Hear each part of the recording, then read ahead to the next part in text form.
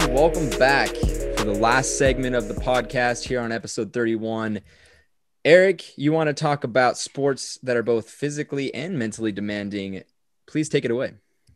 Yes, thank you. All of them are, Traden. True. But I'm going to break it down even more. I've been reading this fucking book right here. You can't probably see it because of my screen, but The Mental Game of Golf. It's a good life book, actually, too. It is a lot of golf, Alex, but it's a good life book, too, all right? It's not just golf. Let's start off just sports that are highly physical. I bet everyone could guess: football, hockey, water polo, lacrosse, even soccer, Tyler, even baseball. They fight each other. It's physically demanding, especially if you're a pitcher. Basketball, cheerleading, surprising. It is a sport and it is physical. Rugby, of course, UFC is pretty physical. Mental sports. I kind of only got 4. I got golf, baseball, basketball, and UFC. You could say a little bit of hockey if you're talking goalies, but mental becomes more of a narrow subject. But I kind of want to just go around and ask you guys, James, which do you think is the highest mental sport of them all? Thank you for giving it to me first, because I'm going to have the answer that everybody else has, and that's golf. The fact of the matter is, you do an action, and then you think about that action for the next 10 minutes, and you sit with it. So if you did bad, you're just sitting in it, and you're like, damn, I did bad. Or if you did good, you're like, oh, I have to be just as good as the next one, so that puts more pressure on you. And you have a lot of time to just think and sit. And you only have, 70 strokes if you're good, probably less than that for an entire day. And the fact of the matter is, you play the same course multiple times, 3 or 4 times, three times, 4 times. 4 times. You play the same course 4 times if you're good. And so then you just start comparing. You compare what you did the day before and the day before and the day before. And it's like, if you don't do as well, you go mentally downhill. Or if you do better, you're like, damn, I have to do better on the next one too. And again, mentally downhill. So you have to have some mental fortitude to keep thinking positively and thinking about what's next rather than dwell on what you just did. Yeah, that is all true facts right there. Nothing to argue with.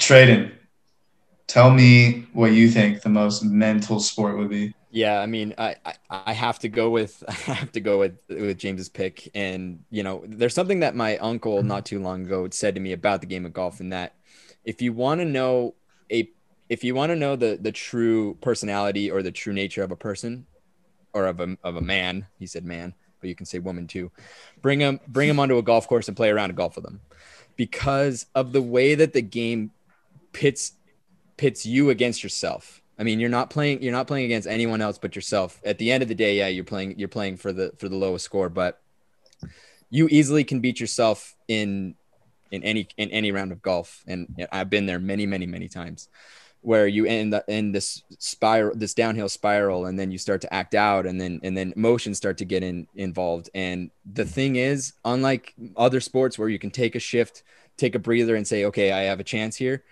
you don't have any other factors to blame it on. You're the only one who can make that shot. You're the only one who can dig yourself out of that hole and put the ball in the hole. So it's got to be the most mentally intense game there is, because there's just not really much physical attributes. I mean, there is if you're Deschambault, but it's way less physically demanding than other sports, which 4 to 5 hours of walking around hitting a ball, that's hard to stay concentrated as well. So yeah, definitely the one for me. Lots of decision making and probably lots of time. I mean, you got time in between your shots, but you can be down on yourself, like James was saying. Alex, let's change up the golf talk. Hopefully you didn't pick golf to be the most mental. So what would you say the most mental sport? I picked golf because so you stand up. I have different reasonings. So you stand up on that first tee box and you're thinking, fuck, why am I playing golf? What did I do to get myself to this point in my life? No, so I didn't actually not pick golf. Fuck golf. I did not pick golf. I picked tennis. It's very similar in golf as, you know, if you're playing singles, it's just the one person. You're out there for 5 hours. If it's a men's and you got to win 3 out of 5. You know, if you're playing in Australia or, you know, one of these opens, it's super fucking hot. And then, all the eyes are on you, and you see these tennis players, you know, they'll smack the ball up into the stands. They'll smash their rackets. I mean, just like golfers will, you know, smash their clubs over their knees or toss them into the pond or whatever. So yeah, I wanted to pick something different. Tennis is incredibly challenging, and mentally it can exhaust you. And yeah, so I picked tennis because I knew you guys were all going to pick golf, so I had to do something different. Yeah, damn, I completely left tennis out. I feel like a jackass.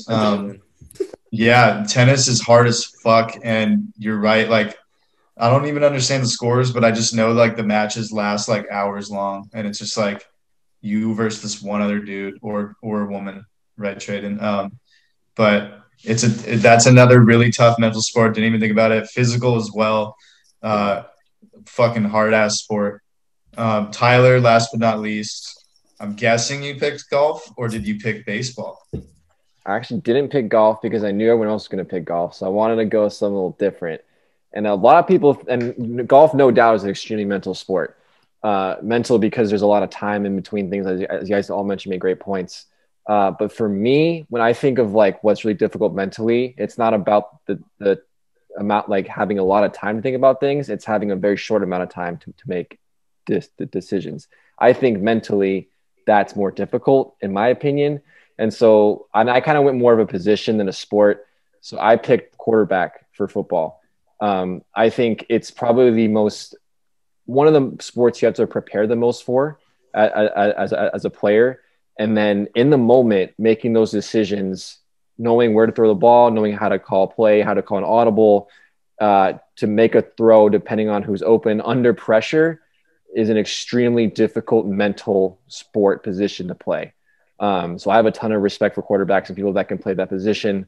So it's kind of a little bit on the flip side, mentally making quick, smart decisions instead of, you know, trying to keep yourself in an even keel, which golf is that's very difficult too. But it's such you have to make such quick decisions under a lot of pressure. That is super mentally tough. So for me, I'm going to go with quarterbacks for football. That's very good. Nice. Yeah. My answer, of course, was golf. I'm not, you know, you guys all covered everything. Just if you're fucked in the head that day, like no matter how much practice you have and all the reps you've gotten, like nothing is going to work if you're just not thinking right that day. You got to be crystal clear. That's only happened to me once when we were playing Chino Hills. I was with Traden.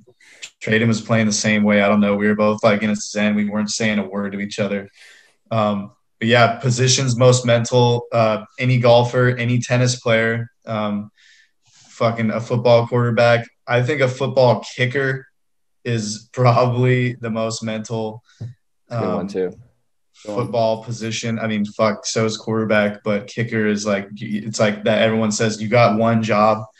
And if you fucking hit the post 3 times in the playoffs, like the Bears kicker did a couple years ago, then it could really fuck with your head. Hockey goalies, baseball pitchers. I mean, 2 other extremely mental positions. Baseball pitchers seems to me to be like one of the gnarliest mental positions. When there is a crowd, that's a factor, but you got a lot of factors into it. Let's get into the most physical sport. Tyler, you were last, so you go first. All right. So I'm gonna go with my sport here. I'm gonna go with baseball, specifically hitters in baseball. So people that aren't pitching, obviously. And for a reason why I think physical, it's not physical in a way a lot of people think, but I think one of the most difficult things to do in any sport is hit a baseball at a major league level. The perfect example is that a great hitter will succeed only 30% of the time. And that is considered really, really, really good. That is how difficult it is. In other sports, success, I think percentage wise, is a lot higher. So you have fractions of a second to decide whether it's a ball or a strike and what kind of pitch it's going, what it's going to be. And then you have to deliver the perfect swing to make good contact in order to get a hit. And I think that level of skill is far and beyond, I think, a lot of other positions and skills in sports. There's a reason why batting practice takes so long, is because it just takes a lot of hours and a lot of time to hone that skill and to be very, very good at it. And a lot of players in professional baseball make it look very easy. It is not easy to do. It's one thing to even make contact with the ball, but to make the contact that they're making and to hit the ball as far as they're doing it against these guys that are throwing 95 plus miles an hour with movement, and then coming at you with the next pitch that, is 75 miles an hour and drops, 6 inches, it's unbelievable. Like, the fact that they can even make contact 30% of the time is crazy to me. So to me, I think the most toughest physical sport is baseball, in the sense of how difficult the skill is. Obviously, I didn't really account for, physical attributes, athletically with that one, but skill wise, like, that has got to be the toughest thing to do in sports. Yeah, it's definitely sounds really tough. I feel like you just said a lot of mental things though, but it is it's definitely mental too, but the ability to hit a ball well is extremely difficult. Yeah, definitely a tough thing. Harder than your average batting cage. Yeah. Alex, what sport do you got to be the most physical? Yeah, so I was going to pick baseball, but as based off of that, they have the longest schedule and the least amount of off days. I mean, they play 162 games and they have about 20 off days in between there. So I was going to pick that. And then I started thinking about it and I changed my mind, and I'm going way off here. I'm going to go with the triathlete, especially those guys that run like those Ironman ones. They're running a marathon, they're biking, it's like 100 miles or something. And then they got to swim a long ass way. So you have, if you're an ultra competitor in one of those, I mean, you have to be elite at 3 separate sporting events that are totally different from each other. And I wasn't even thinking about this until we started talking about it, and I came up with this thought process. But I mean, it's incredible what these triathletes have to go through, especially if they're like out in the ocean, if that's where they're swimming. And then, the bike ride is a long ass way. Sometimes it goes into over a day. It's crazy what these guys do. So I'm actually going to go with the triathlete. Yeah. I don't know if I could ever do that sport, mentally or physically. I feel like James would do that shit maybe. I can't swim, dude. So yeah, there's that. We'd modify it for you. We'd just have like drinking instead of the swimming part or something. Liquid, dude. It's all the same. Yeah. Traden, what's your most physical? Yeah. Sport? I like the way Tyler was talking about his, and I'm going to be a little, I guess, not rude, but I'm just going to say that to ice skate alone, the amount of percentage of people who can decently ice skate, who would even be able to ice skate at a high level, is extremely low. So that alone is a very physical and athletic thing that someone is able to do. But that's not what my sport is. It's got to be football. I mean, it's got to be football. I mean, these guys are, doing like 2 a days. They only play once a week. And yes, they're only 7 second spurts per play, 4 to 7 seconds per play, but they are going 100% running. Brick walls are running into each other. I mean, that's really what it comes down to. It's I mean, to play on the line of a football team on either side is just so physically demanding to be good at it, and to be like, it boggles my mind. And I always wondered, why can't we see more football in a week? Or, why can't we get like 2 games? Why can't these guys play 2 games a week? Well, they can't play. I mean, these games are just taking everything out of them. And then they have to go and practice for 6 or 5 of the other 7 days. So it's gotta be football for me. Yeah. Definitely the most concussions in football. So you got to throw that into physical. You could call that mental too. Fuck. Just you're bashing your body every damn play. James, I think I have an idea what you picked, but what would you say the most physical sport I think is? you're wrong. What do you think I was going to pick? Maybe golf, maybe football. Golf. Wrong. I was going really bare bones here. I went MMA or UFC. Ooh, I watched the Connor fight this weekend, so that really inspired me. Jesus. But the name of the game is literally physicality. Like, it's like you're gonna punch and you're gonna hurt. The goal is to knock him out or to miss him or get as many punches or significant strikes as you possibly can. That's as physical as it gets. I mean, there's the one thing you can't really do is hit him in the back of the head or kick him in the balls. Everything else is fair game. Like, you can use your elbow and smash in their eye. I've seen it happen. Like, Conor McGregor broke his leg this weekend, and he broke his leg in the first round and fought. He continued to fight. A couple weeks ago, there was some other guy. I think it was Greg Hardy, who is an ex-football player, but he broke his ankle and was limping around and still trying to win, and he was still throwing punches. He lost, but the fact of the matter is, like, these guys train for months and years just for 15 minutes. Like, they want 15 minutes to see what they can do. And half the time they're gassed by the second round. So 10 minutes in, they've given it their all. Their bodies are breaking down and they're still out there doing their thing.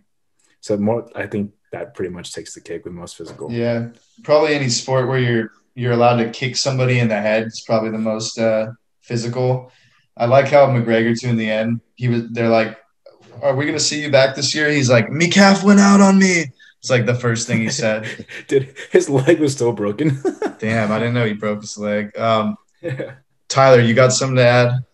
Yeah. So when I was kind of picking these, I was thinking we were doing like the 4 major sports is kind of what my mind, but I like that we're expanding it to other sports. So for physical, I want to throw out the biathlon. I don't know if you guys have watched this. It's a winter sport in the Olympics. Yeah, that is unbelievable. Cross-country skiing and rifle shooting, essentially. So you're basically have to cross-country ski miles and miles and miles, and then you have to get on your ass and you have to shoot a target. I don't know how far away.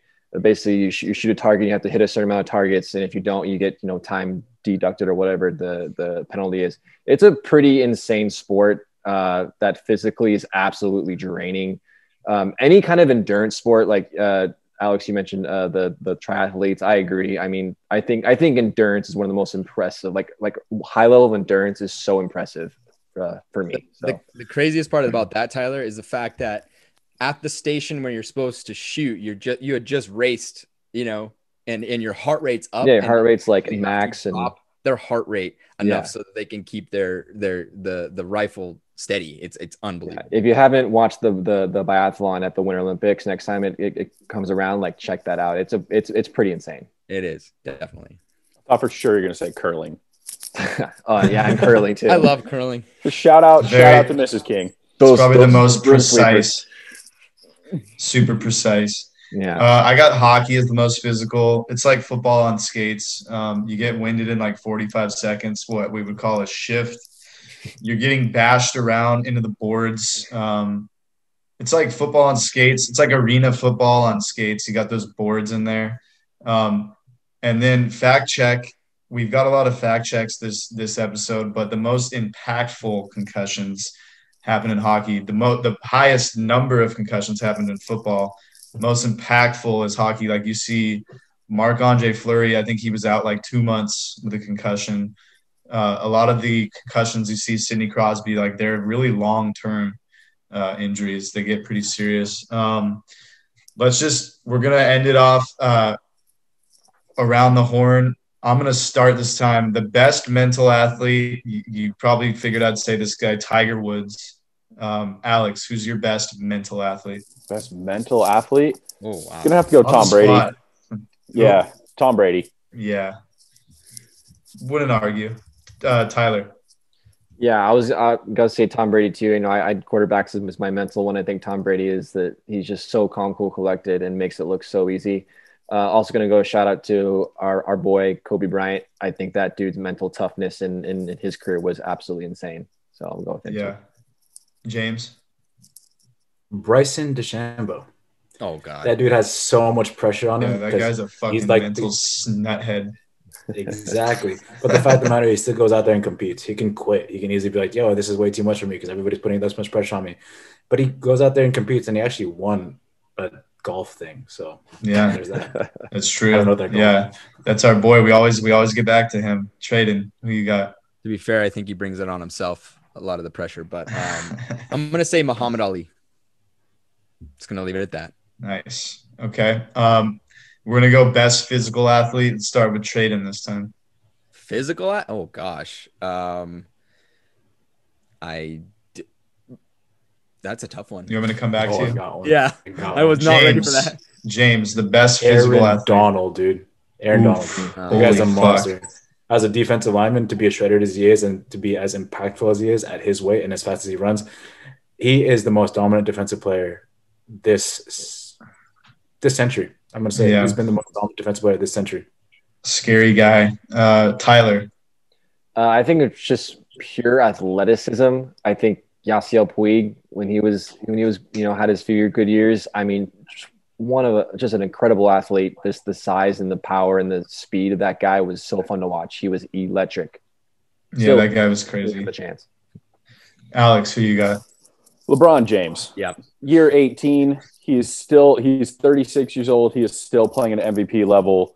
He's 6'8", 2 whatever he is. He's still one of the fastest players in the NBA. That dude is an absolute freak. Yeah.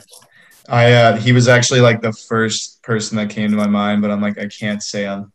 Somebody else would probably say him. So thankfully you said him. Traden, did you make up your mind? Luckily, I found like two because Alex just took mine. But Alex, this is for you, man. Roger Federer. I mean, that guy's old, and that guy's a damn good tennis player. Yeah. Like, best tennis player ever. Like, I mean, easy. Yeah. That's a good one.